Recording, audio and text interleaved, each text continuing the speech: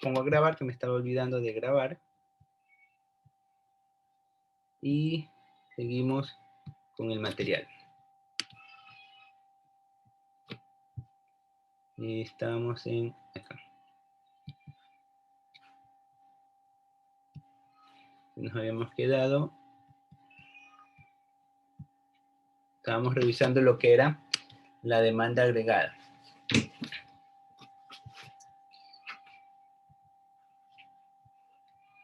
Y ya habíamos visto estas definiciones de la demanda agregada.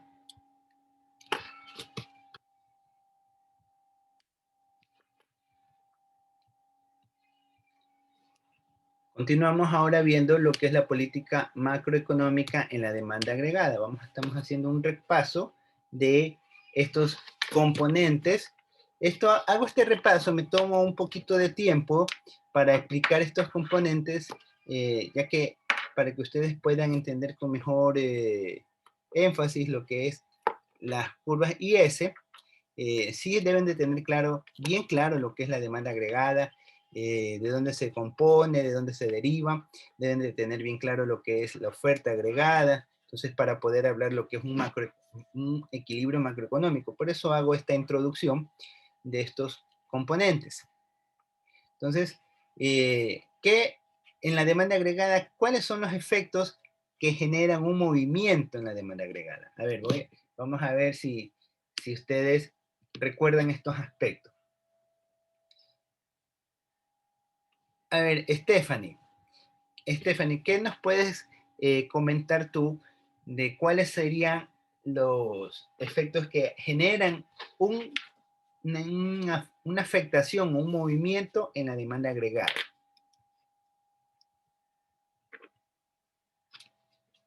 Señorita Stephanie Rodríguez.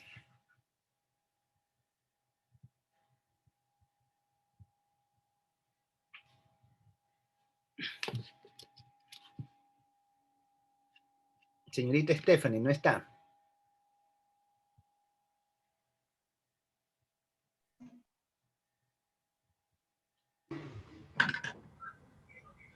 Profesor, Te escucho. ¿me está diciendo a mí? Sí, Es que estaba pasando un carro que vendía cosas y no se escuchaba. ya, no importa. ¿Ya? ¿Nos puedes indicar qué efectos o cuáles son las causas que podrían generar una afectación en la demanda agregada? Es decir, ¿qué es lo que haría que una demanda agregada varíe o cambie? Así como estábamos hablando sobre la gasolina, puede ser lo que sube el precio, esas cosas podría afectar en una demanda agregada. Ya, un incremento en los precios. Ajá, el Bien, precio. ya, listo. Gracias. A ver, vamos a preguntarle a Kelvin. A Kelvin le vamos a preguntar ahora. ¿Qué más podrías tú, qué otro argumento tú crees que podría ser que afecte a la demanda agregada? ¿Qué otro efecto afectaría, dime, a la demanda agregada? Sería sobre la producción de línea de consumo, es decir, lo que ya son enlatados que sea consumir, consumo, inversión, gasto público, exportaciones, importaciones, cosas así, no sé. Ya, tú dirías una variación en la producción. Cambios en la producción afectarían a la demanda agregada. ¿Eso es lo que tú me dices? Kelvin. Claro. Ya. Demanda agregada. Puede ser, puede ser. Puede ser. Ya vamos a ver con más detalle. Vamos a escuchar ahora, a ver, a Quintanilla, Wilmer Quintanilla. ¿Cómo está Wilmer? ¿Nos podrías decir lo que tú recuerdes de cuáles son los efectos o las políticas macroeconómicas que hacen que la demanda agregada varíe? Buenos días, economista. Buenos días. Creo yo que el efecto que para que la demanda agregada varíe es según también la oferta del consumidor. La oferta del Del consumidor. consumidor, porque a mayor oferta, mayor demanda también. No sería el consumidor no oferta, el consumidor demanda. ¿Sí? Eso es. Sí. O sea, cuando hay mayor demanda. ¿Y cuándo se podría dar un incremento de la demanda del consumidor? Cuando no hay mucha oferta. Cuando no hay mucha oferta, se daría, bueno, sí, ya listo. Ajá, Sí, está bien listo, razonado. correcto. Y a ver, vamos a ver con Alba Margarita. Alba Margarita Méndez. ¿Qué nos Diga, podrías tú profesor. mencionar? Buenos días, Alba. ¿Qué nos podrías tú mencionar acerca de lo que son los, las políticas macroeconómicas que afectarían a la demanda agregada? No te Eh, acuerdas.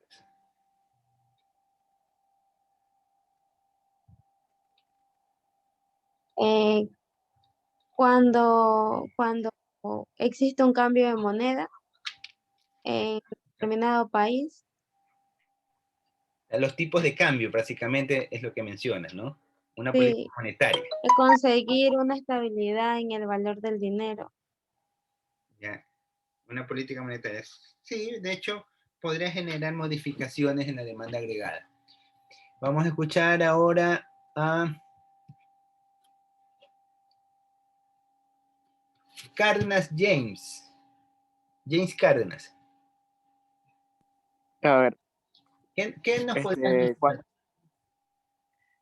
la demanda puede cambiar cuando se aumenta un gasto público, también cuando este, se reduce la inversión de algún bien o servicio.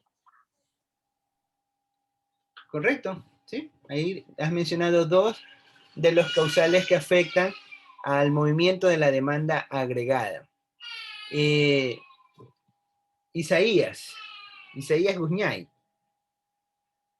¿qué nos puedes Sí, mencionar? profe. ¿Qué nos puedes mencionar tú? Bueno, yo creo que aquí, para que varíe la demanda agregada, creo que sería cuando los gobiernos intervienen, colocando algún tipo de impuestos, y yo creo que eso haría la demanda. Perfecto. Una variación de la tasa impositiva, básicamente, haría. Correcto. Y vamos a escuchar una última participación de... A ver, la presidenta no está. No está la presidenta.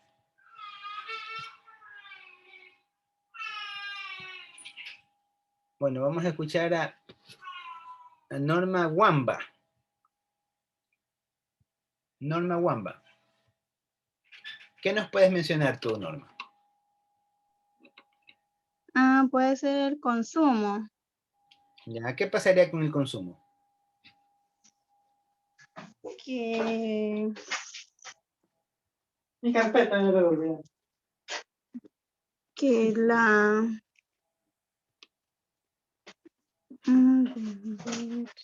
Acuérdate que estamos hablando de lo que es la demanda agregada. ya. Sería por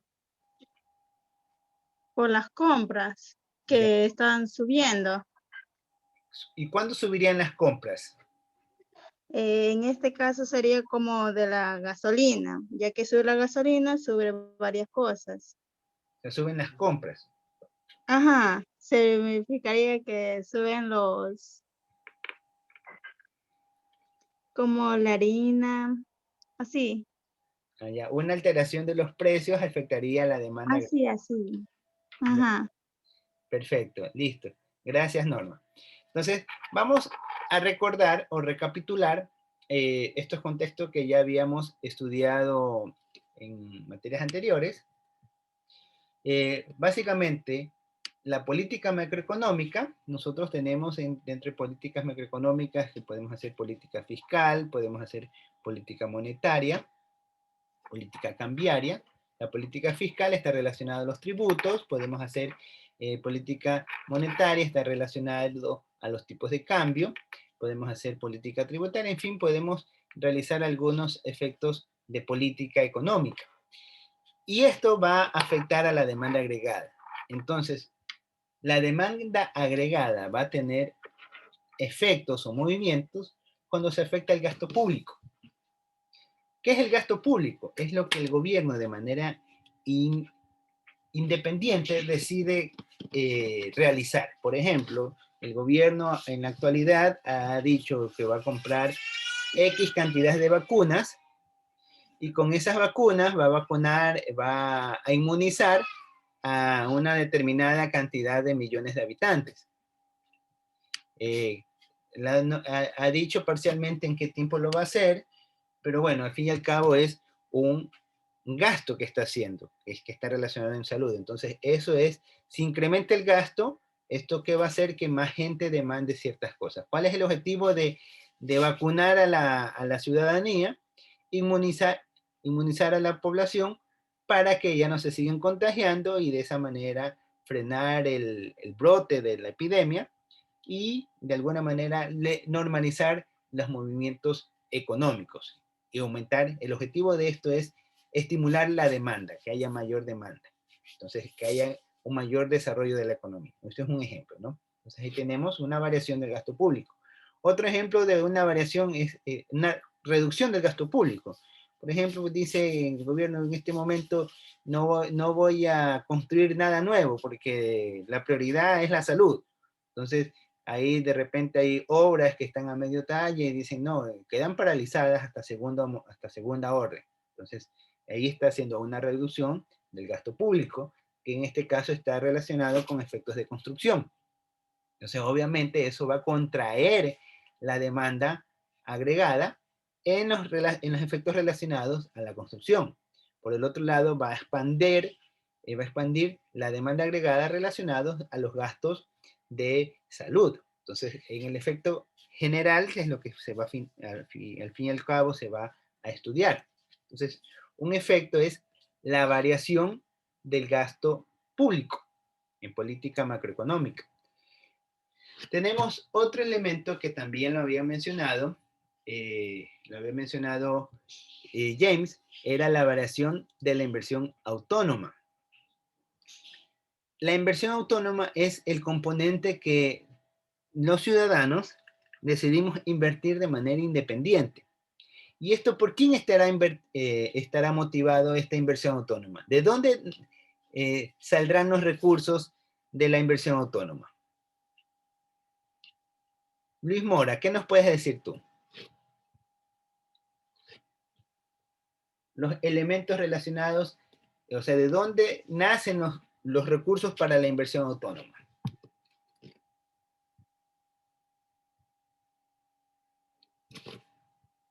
Luis Mora. Profe, que autónoma se refiere a uno mismo, o sea. Exacto. ¿De dónde salen la inversión de uno mismo? Ajá. O sea, generando un emprendimiento. ¿Y ahí de dónde sacas esos recursos? A ver. Primero para ¿cómo se llama? Sacar un emprendimiento hay que tener un capital. Exacto. ¿Y de dónde sacas ese capital?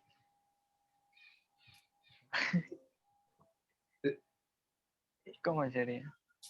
¿De dónde sacas ese recurso? De préstamos. Los préstamos. Deuda, ¿no? Y estamos bien, sacas de la deuda, lo estás analizando bien, la sacas de la deuda. Y el dinero, ¿quién te lo presta?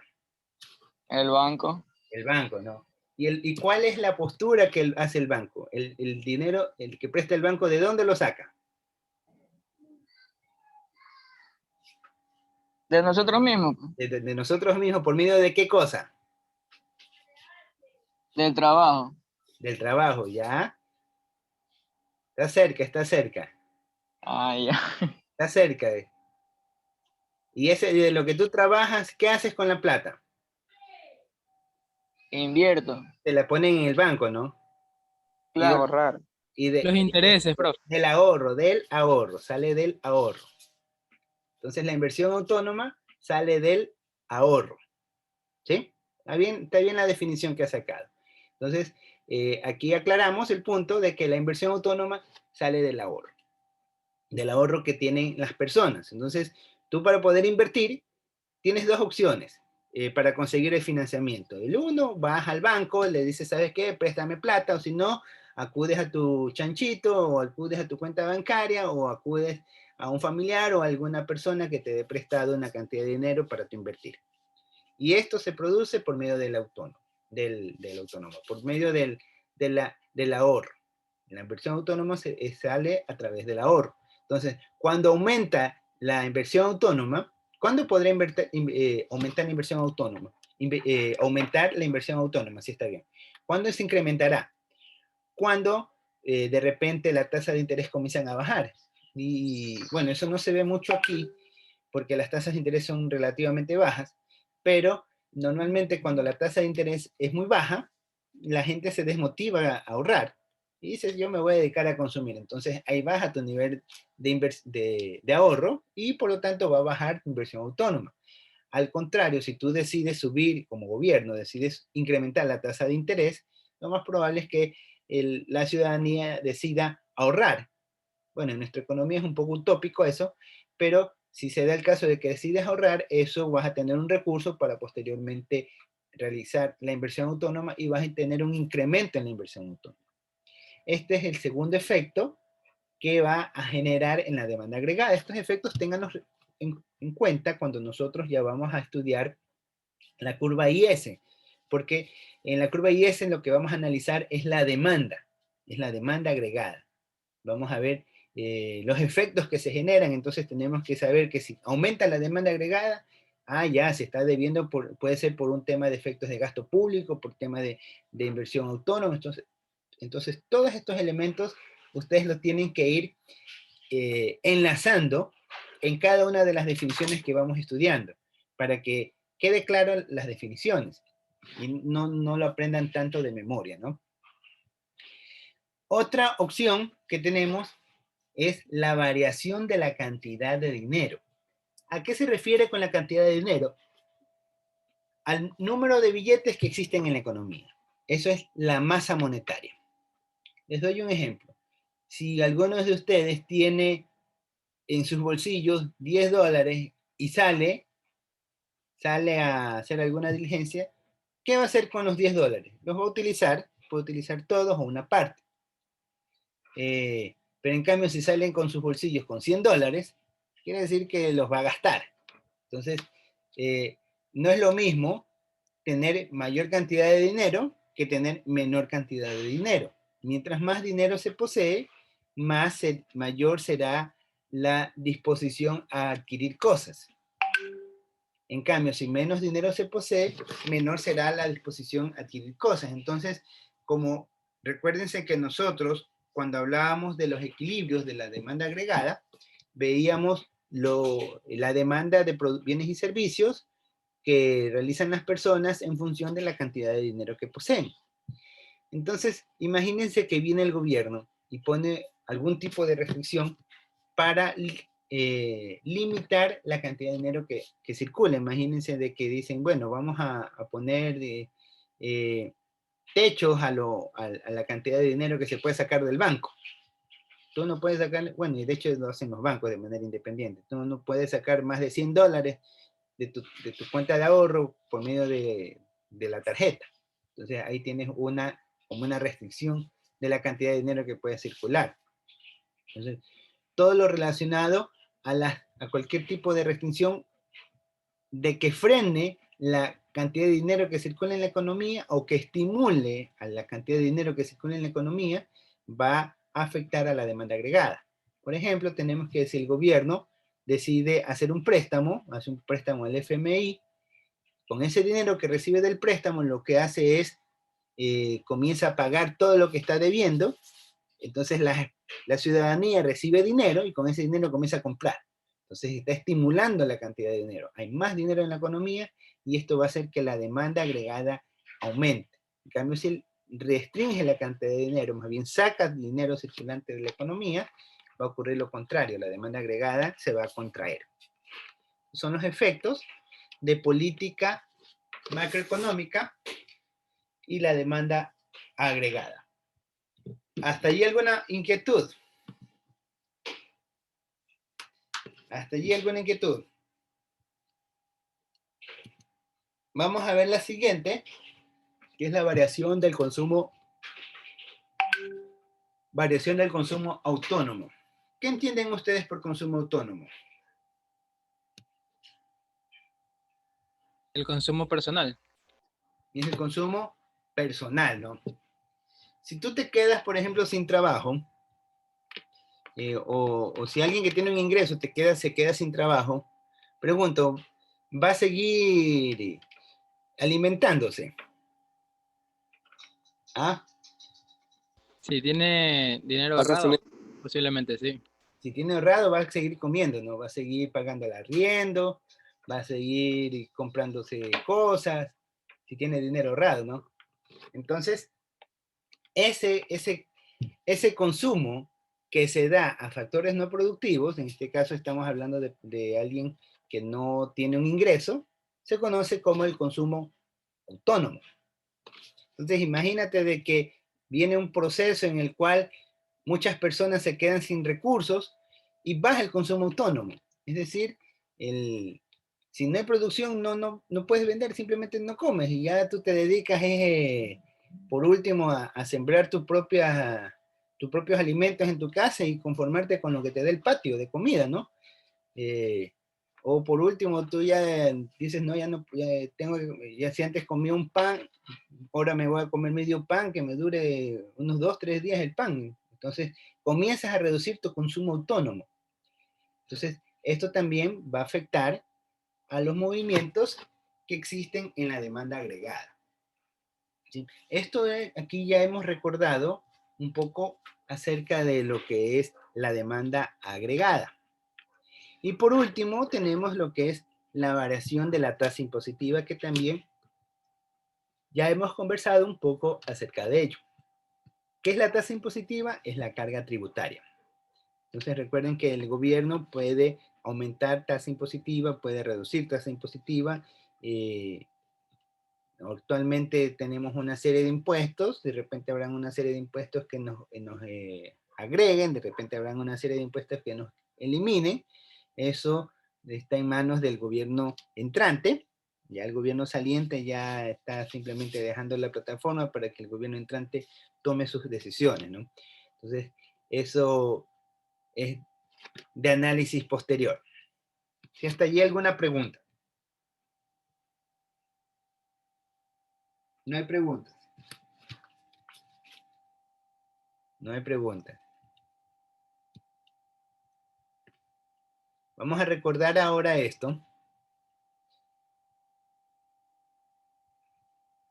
A ver.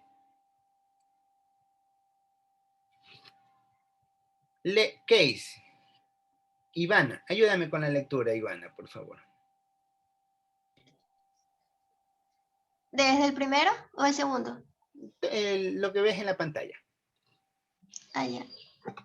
El capital K y tecnología T son fijos en el corto plazo, por lo que su atención se centra en el nivel de producción a realizar. Las empresas desearán ofrecer más producto cuando el salario real sea bajo, mientras mayores sean los acervos del capital y el nivel de tecnología.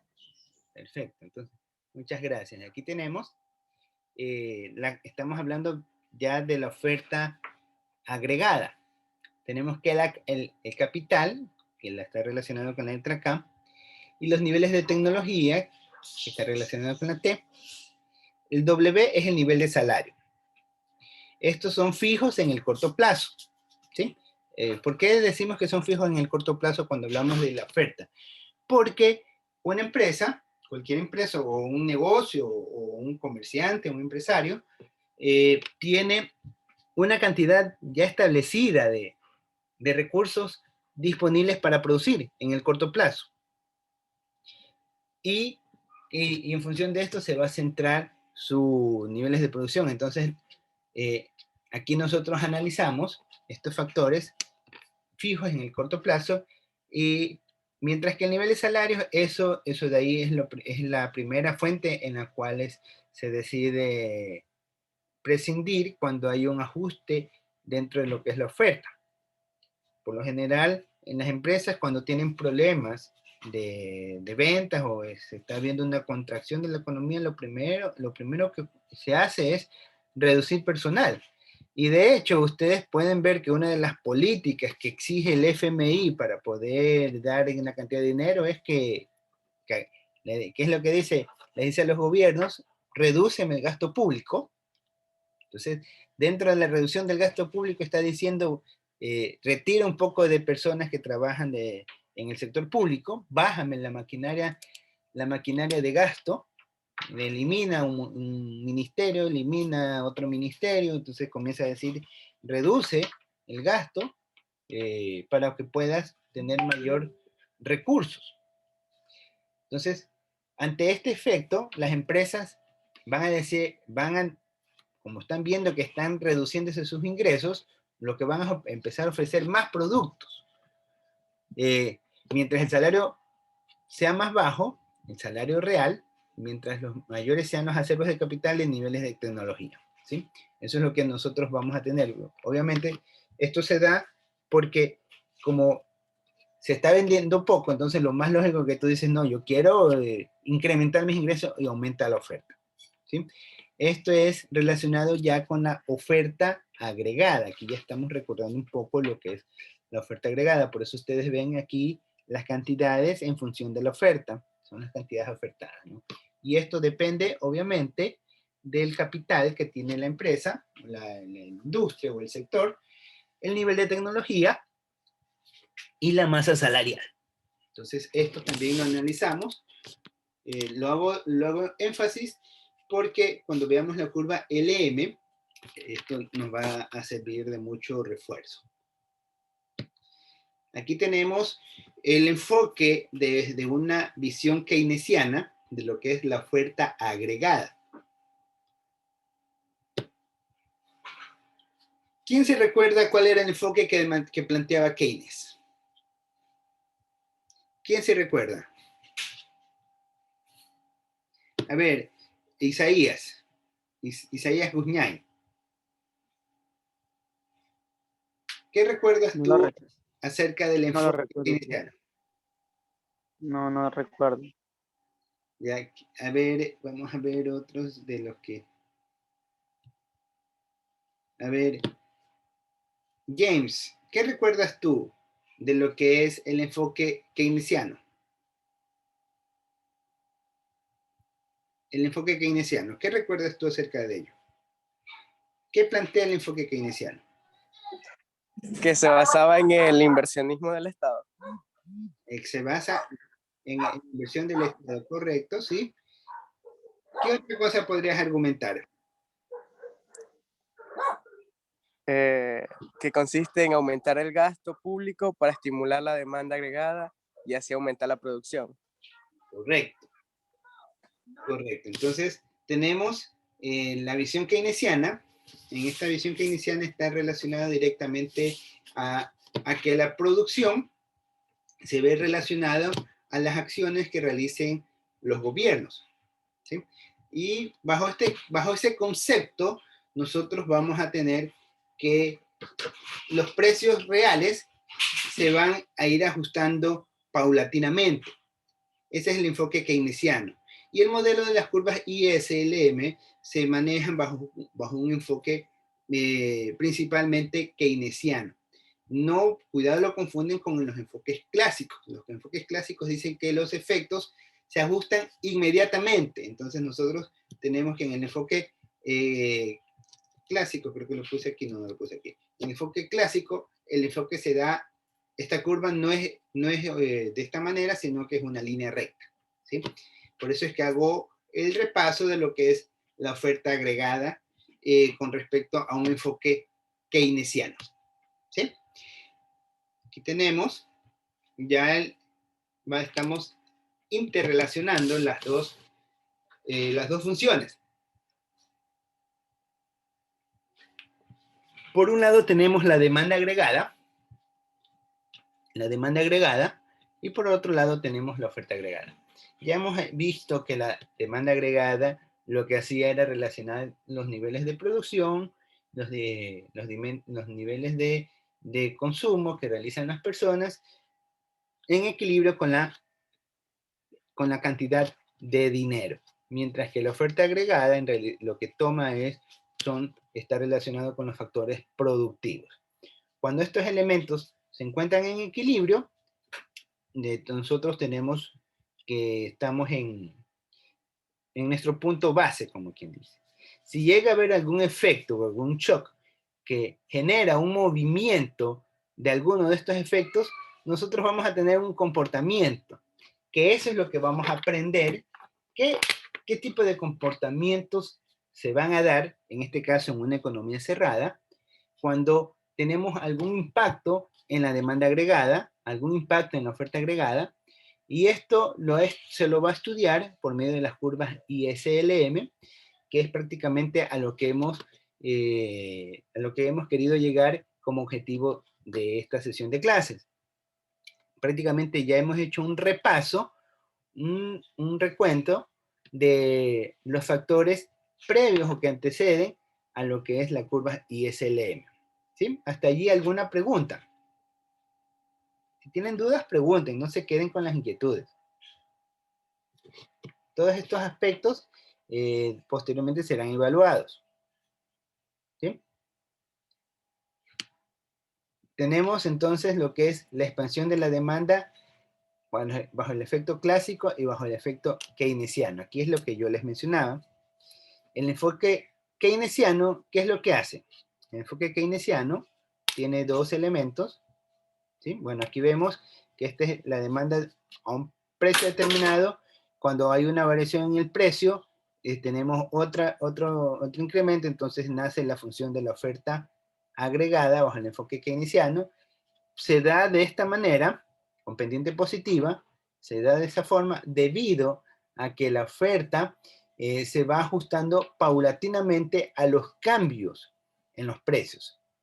En cambio, tenemos que bajo el enfoque clásico, el ajuste es inmediato. Entonces, como el ajuste es inmediato, tenemos que los cambios se dan de otra naturaleza. Este es el enfoque clásico y este es el enfoque keynesiano. Vamos a estudiar ya ahora lo que es la demanda, el equilibrio de mercado bajo un enfoque básicamente keynesiano en una economía cerrada, lo que se conoce como la curva ISLM. ¿Bien? Entonces aquí tenemos lo que es el equilibrio de mercado en la curva IS. Entonces, como ya vamos a empezar esta parte, lo que vamos a hacer es cerramos la sesión y volvemos a conectarnos para que no se quede cortada la sesión. Y esta ya sería la última sesión del día de hoy. ¿Sí? ¿Alguna pregunta hasta allí?